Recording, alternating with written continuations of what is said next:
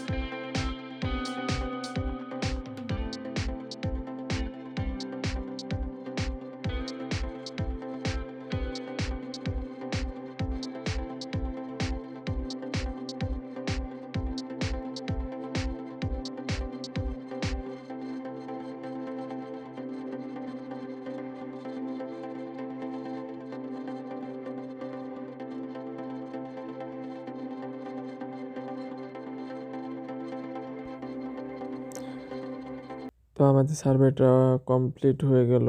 তো 75 এসবি সার্ভেটা আমরা কমপ্লিট করেছি। তো এভাবে আপনারা সবগুলো সার্ভে এভাবে কমপ্লিট করবেন। সবাই ভালো থাকবেন। আসসালামু আলাইকুম। আল্লাহ হাফেজ।